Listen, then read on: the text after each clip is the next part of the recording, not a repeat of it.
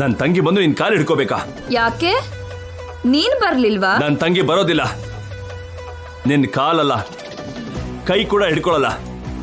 ಅವಳಿಗಂತ ಅಗತ್ಯ ಬರಬಾರ್ದು ಅಂತಾನೆ ನಾನ್ ಬಂದಿರೋದು. ಅವಳು ಕೂಡ ಬರ್ಬೇಕು. ಬರಲ್ಲ. ನನ್ನ ದೇಹದಲ್ಲಿ ಪ್ರಾಣ ಅಂತ ಇರೋವರೆಗೂ ನನ್ನ ತಂಗಿನ ನಿನ್ ಮುಂದೆ ತಲೆ ತಗ್ಸೋಕ್ ಬಿಡಲ್ಲ. ದಿವ್ಯಾ ನನ್ನ ತಂಗಿ ಮಾತ್ರ ಅಲ್ಲ, ನನ್ನ ತಾಯಿ. ನನ್ನ ಹೆತ್ತಮ್ಮನ ಹೋಲಿಕೆ ಜೊತೆ ಹುಟ್ಟಿದಾಳೆ. ನಮ್ಮ ಸೂರ್ಯ ವಂಶದ ಮನೆ ದೀಪ ನಮ್ಮಮ್ಮ. ಆ ದೇವತೆ ನಿನ್ನಂತ ರಾಕ್ಷಸಿ ಮುಂದೆ ತಲೆ ಬಗ್ಗಿಸ್ಬೇಕಾ? ನೆವರ್. ಹಾಗಾದ್ರೆ ಅವಳ ಅರಿಶಿನ ಕುಂಕುಮ ಇರಲ್ಲ, ವಿಧವೆ ಆಗ್ತಾಳೆ. ನಿನ್ನ ಬೇಡ ಸರ್. ಸರ್ ಬೇಡ ಸರ್, ಆವೇಶ ಸುಮ್ಮನೆ ಬಿಡಲ್ಲ. ಬಿಡಿ ಸರ್, ನನ್ನ ಮಾತು ಕೇಳಿ ಸರ್. ನೀನ್ ಮನುಷ್ಯರು ಅನ್ಕೊಂಡು ಬಂದೆ ಕಣೆ. ಚೀ, ಇನ್ಯಾವತ್ತೂ ಇಂಥ ತಪ್ಪು ಮಾಡಲ್ಲ. ನಿನ್ಗೆಂತ ಸಾವು ಬರುತ್ತೆ ಅಂದ್ರೆ ಆ ದೇವ್ರು ಕೂಡ ನಿನ್ನ ಕ್ಷಮಿಸಲ್ಲ. ನೀವು ಬನ್ನಿ ಸರ್, ಪ್ಲೀಸ್ ಬನ್ನಿ.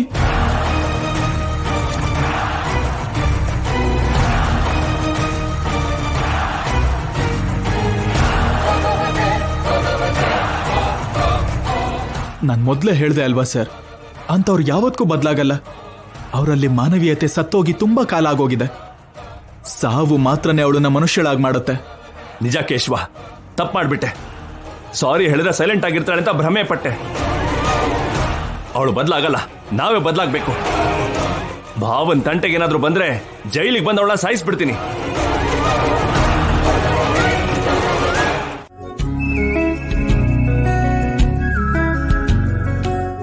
ದಿವ್ಯಾ, ಎಷ್ಟು ಅಂದವಾಗಿದೆಯಾ ಗೊತ್ತಾ? ನೋಡೋದಕ್ಕೆ ನನ್ನ 2 ಕಣ್ಣು ಈ ಒಂದು ಜನ್ಮ ಸಾಲಲ್ಲ ಅನ್ನಿಸ್ತಾ ಇದೆ.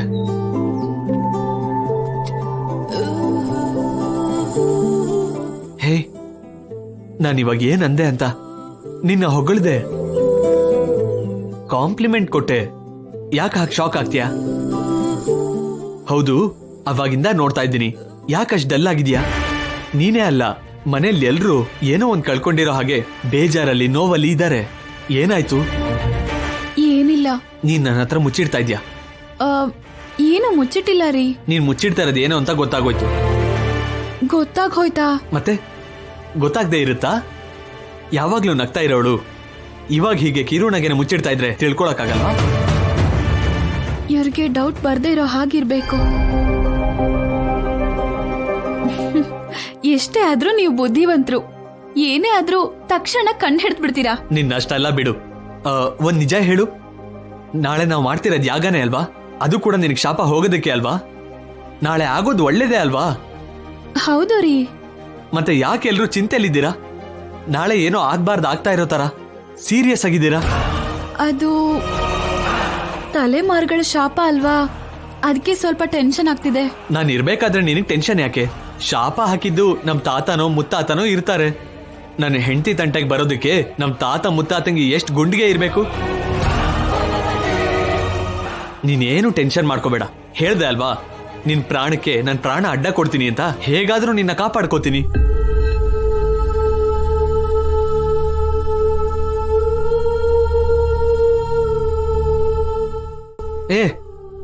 ಮತ್ತೆ ಡಲ್ ಆಗಿದೆಯಲ್ಲ ಯಾಕೆ? ಇದಕ್ ಮುಂಚೆನೆ ಬೆಟರ್ ಪಟ ಪಟ ಮಾತಾಡ್ತಾ ಇದ್ದೆ, ಜಗಳ ಮಾಡ್ತಾ ಇದ್ದೆ, ಮಾತಿಗೆ ಮಾತು ಕೊಡ್ತಾ ಇದ್ದೆ. ನನಗೆ ಆ ದಿವ್ಯ ಬೇಕು, ಈ ದಿವ್ಯ ಬೇಡ. ನಾವು ಟಾಮ್ ಅಂಡ್ ಜೆರಿ ತರ ಇದ್ರೇನೆ ಚೆನ್ನಾಗಿರುತ್ತೆ ಬಂಗಾರ. ಸರಿ ರೀ. ಏನ್ ಸರಿ? ನಗ್ತಾ ಹೇಳ್ಬೋದು ಅಲ್ವಾ? ಅಂದ್ರೆ ನನಗ್ ನಾಚಿಕೆ ಆಗ್ತಿದೆ ರೀ. ಓ, ಇದು ನಾಚಿಕೆನಾ? ಮತ್ತೆ ಹೇಳದೇ ಇಲ್ವಲ್ಲ.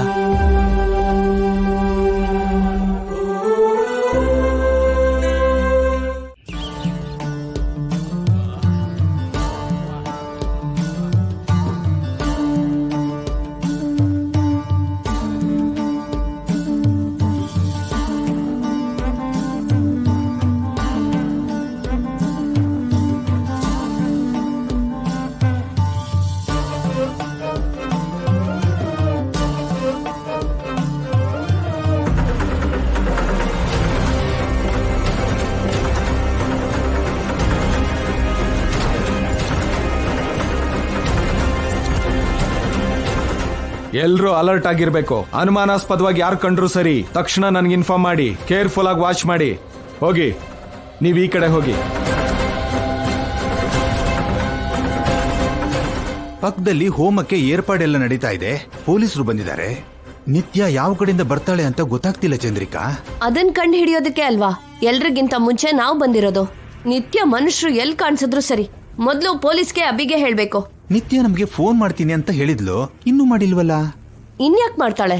ನಾವು ಬದ್ಲಾಗಿದೀವಿ ಅಂತ ಇಷ್ಟೊತ್ತಿಗೆ ಅವಳಿಗಾಗ್ಲೇ ಇನ್ಫಾರ್ಮೇಶನ್ ಹೋಗಿರುತ್ತೆ.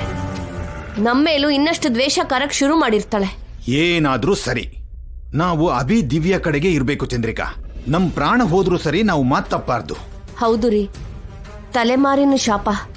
ಈ ತರದಲ್ಲಾದ್ರೂ ಸಮಸ್ಯೆ ಕೊನೆ ಆಗ್ಬೇಕು. ದಿವ್ಯ ಬದುಕ್ಬೇಕು. ನಮ್ಮ ಅಜ್ಜಿ ಕಣ್ಣಲ್ಲಿ ಆನಂದ ನೋಡ್ಬೇಕು. ಪಾಪ ದೊಡ್ಡವರು ಎಷ್ಟು ಸಾವನ್ನ ನೋಡಿದಾರೋ ಏನೋ. ಶಾಪನ ನಿಲ್ಸೋದಿಕ್ಕೆ ಎಷ್ಟೆಲ್ಲ ಪ್ರಯತ್ನ ಪಟ್ರು. ನಮ್ಮ ಸ್ವಪ್ನ ಪ್ರಾಣನ್ನು ಕಾಪಾಡಿದ್ದು ಕೂಡ ಅವಳೇ. ಅದನ್ನ ಅರ್ಥ ಮಾಡ್ಕೊಳ್ದೆ ಏನೇನೋ ಮಾತಾಡ್ಬಿಟ್ವಿ. ಎಷ್ಟು ಸಂಕಟ ಪಟ್ಲೋ. ಅವಾಗ ಗೊತ್ತಾಗ್ಲಿಲ್ಲ ರೀ, ವಿಚಿತ್ರವಾಗಿ ವರ್ತಿಸ್ಬಿಟ್ವಿ. ಗಂಗನ್ಗೆ ತುಂಬಾ ದ್ರೋಹ ಮಾಡಿದ್ವಿ. ನಮ್ ಸೋದರಳಿಯ ಜೈಗೆ ತುಂಬಾ ಕಾಟ ಕೊಟ್ವಿ. ನಾವು ಖಂಡಿತವಾಗ್ಲೂ ನರಕಕ್ಕೆ ಹೋಗೋದು. ನರಕಕ್ಕೆ ಹೋಗ್ಬೇಕು ಚಂದ್ರಿಕಾ. ಮಾಡಿರೋ ತಪ್ಪಿಗೆ ಶಿಕ್ಷೆ ಅನುಭವಿಸ್ಲೇಬೇಕು. ಈ ಯಾಗ ನಿರ್ವಿಘ್ನವಾಗಿ ನಡೆದು ಶಾಪದಿಂದ ಮುಕ್ತಿಯಾದ್ರೆ ಸಾಕು. ಅದಾದ್ಮೇಲೆ ನಮ್ಮ ಪ್ರಾಣ ಹೋದ್ರೂ ಪರವಾಗಿಲ್ಲ. ಯಾವ ಕಡೆಯಿಂದ ನಿತ್ಯ ಹೇಗ್ ದಾಳಿ ಮಾಡ್ತಾಳೋ, ಅವಳ ಪ್ಲಾನ್ ಏನು ಅಂತ ಕರೆಕ್ಟ್ ಆಗಿ ತಿಳ್ಕೋಬೇಕು. ಜೈಲಲ್ಲಿ ಇದ್ಕೊಂಡೇ ಪ್ಲಾನ್ ಮಾಡ್ತಿದ್ದಾಳೆ ಪಾಪಿಷ್ಟೆ.